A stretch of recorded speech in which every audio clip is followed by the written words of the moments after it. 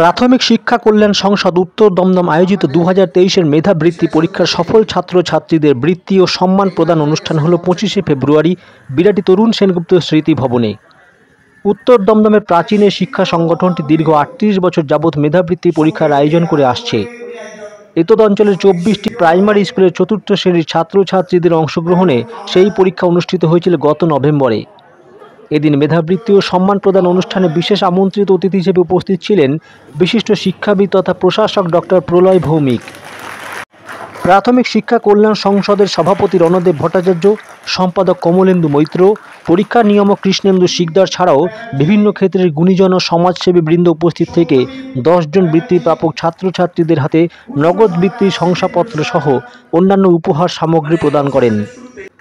বিশেষ করে ফলাফলের বিচারে বিরাটি উত্তরায়ণ শিশু বিদ্যায়তনের ছাত্রছাত্রীদের প্রশংসা করেন সকলেই এবং অনুষ্ঠান মঞ্চ থেকে উত্তরায়ণ শিশু বিদ্যায়তনকে সেরা বিদ্যালয়ের শিরোপা দেওয়া হয়।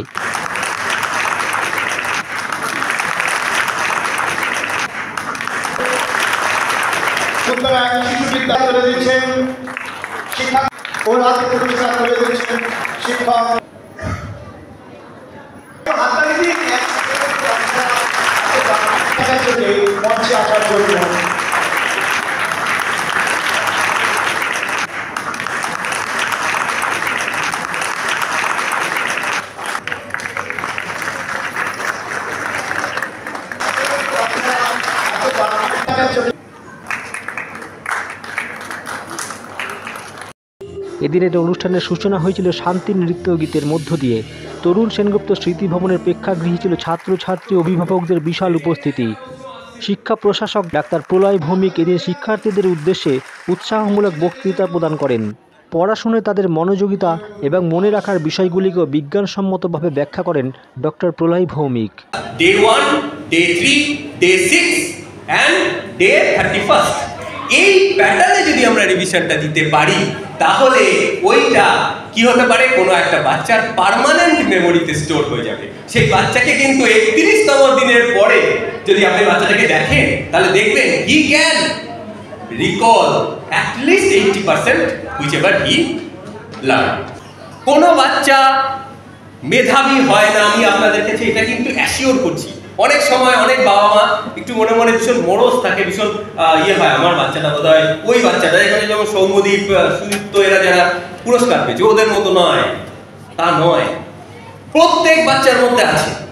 পড়াশোনার লাইন হচ্ছে এমন উইকেটে ব্যাটিং করা যেখানে কি নেই জানেন, উইকেটটাই নেই, বল চলে আসছে, মারতে পারলে 6, না মারতে পারলে আউট হওয়ার কোনো ভয় নেই। বাচ্চা আগে আউট হয়ে যায়, কেন আউট হয়ে যায়? মনোবল থাকে না। এদিন কমলেন্দু মৈত্র, কৃষ্ণেন্দু শিকদার প্রমুখ শিক্ষা ব্যক্তিত্ব প্রত্যেকেই তাদের সংগঠনের কার্যকলাপ ও শিক্ষার প্রসারে ছাত্রছাত্রীদের অংশগ্রহণের বিষয়গুলি তুলে ধরেন। আজ থেকে 38 বছর আগে যখন বৃত্তি পরীক্ষা রাজ্যভিত্তিক উঠিয়ে দেওয়া হয় তখন প্রাথমিক শিক্ষক কল্যাণ সমিতি, যে জাতীয়তাবাদী শিক্ষক সংগঠন, তারা মনে করেছিল যে এই বৃত্তি পরীক্ষাটা তুলে দেওয়া খুব ক্ষতিকারক হচ্ছে শিক্ষা ব্যবস্থার প্রতি। তারা তাদের মতো করে এই বৃত্তি পরীক্ষা যেখানে যেখানে আঞ্চলিক ভিত্তিতে তাদের সংগঠন ভালো সেখানে করতেন।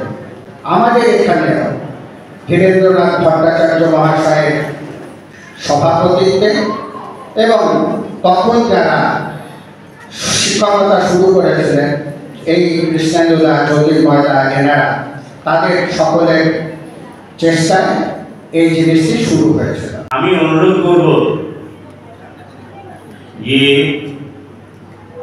সবাই মিলে চেষ্টা করুন এরকম পরীক্ষায় অংশগ্রহণ করার জন্য। যারা অংশগ্রহণ করলো না তাদেরকে একটু উৎসাহিত করবেন। আর বর্তমান যে যুগ চলছে সেই যুগের প্রতি নিশ্চয়ই আপনাদের দৃষ্টি আছে, সেখানে দেখবেন বকে যাওয়ার সম্ভাবনাটা কিন্তু প্রবল। তাই ছোটবেলা থেকেই একটু সাবধান হবে। আর একটা জিনিস আমি খুব ভালো বুঝি, সেটা আমার ধারণায় যে সন্তান মায়ের আঁচল ধরা না হবে সেই সন্তান ভবিষ্যতে উন্নতি করার পক্ষে অনেক বিপদ আছে। শিক্ষক প্রবীরদের সমগ্র অনুষ্ঠানের সঞ্চালনা করেন।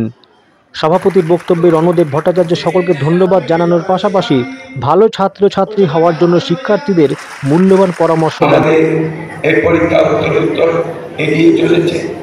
আগে যেভাবে হতো, অনেক আগে আমার পিতৃদেব সক্রিয় শ্রীযুক্ত ধীরেন্দ্রনাথ ভট্টাচার্য, যার প্রতিষ্ঠান এই শিক্ষক কল্যাণ সমিতি মেধাবৃত্তি পরীক্ষা। আজকে আমরা যারা বৃত্তি পেয়েছ তাদেরকে বলি পড়াশোনা আরো ভালো করো। এখানে যেমন প্রথম 10 জন হয়েছ, মাধ্যমিকে যাই, হায়ার সেকেন্ডারিতে যাই, উচ্চ মাধ্যমিকে যারা প্রথম বিভাগে পাস করেছ তারা প্রত্যেক পরীক্ষায় পরবর্তীকালে ফার্স্ট, সেকেন্ড, থার্ড হও। PM Star 24-এ পিন্টু মাইতির রিপোর্ট, বিরাটি।